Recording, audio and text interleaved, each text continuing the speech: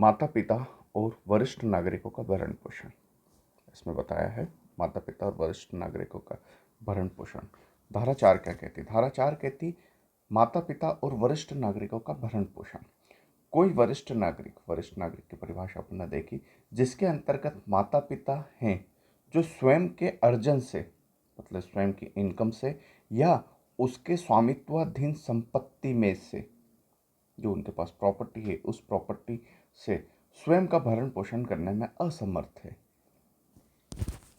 First चीज, वरिष्ठ नागरिक माता पिता जो स्वयं के अर्जन से, स्वयं की इनकम से या स्वयं के जो स्वामित्वाधीन है उनकी प्रॉपर्टी, उस प्रॉपर्टी से स्वयं का भरण पोषण करने में असमर्थ है। क्या करेंगे?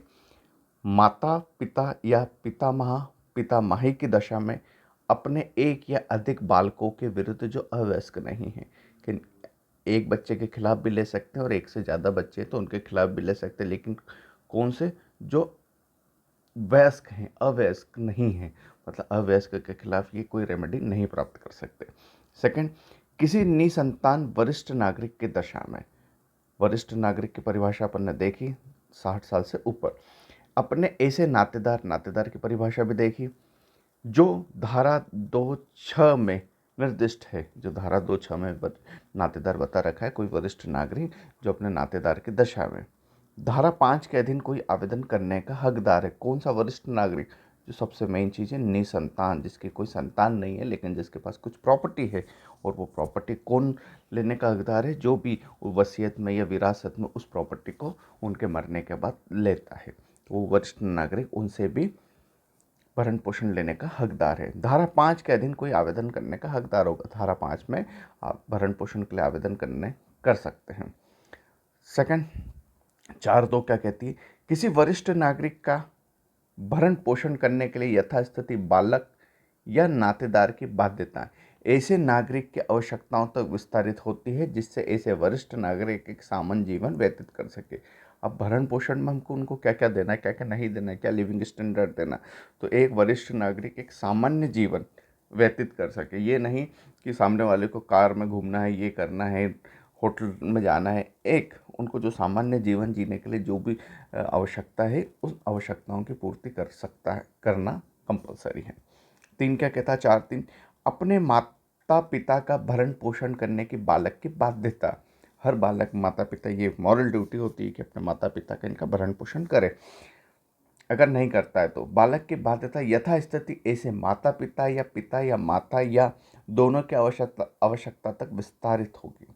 अब यहाँ पर उन्होंने माता पिता की बात कर रही है, तो इन्होंने बोला इनकी जो भी आवश्यकता है उस आवश्यकता तक विस्तारित होगी, जिसमें ऐसे माता पिता सामान्य जीवन व्यतीत कर सके।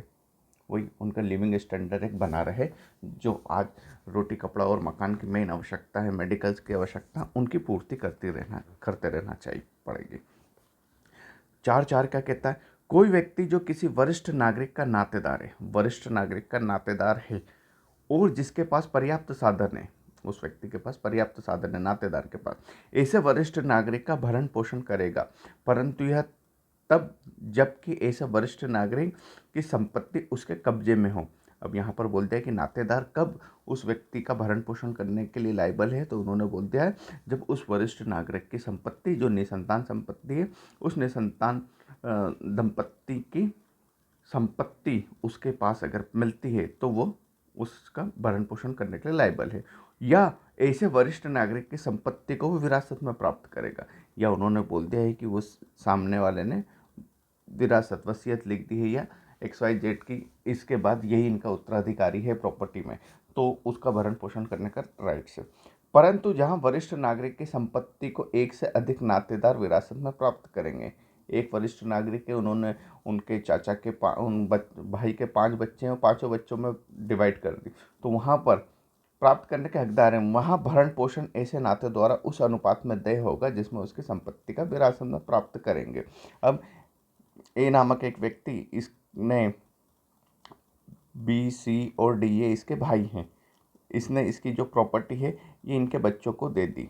इनके भी 2-2 बच्चे हैं, तो यहाँ पर जब इस व्यक्ति का भरण पोषण की बात आएगी तो ये हर व्यक्ति अपना अनुपात में इसका भरण पोषण करने के लिए लायबल है। क्लियर?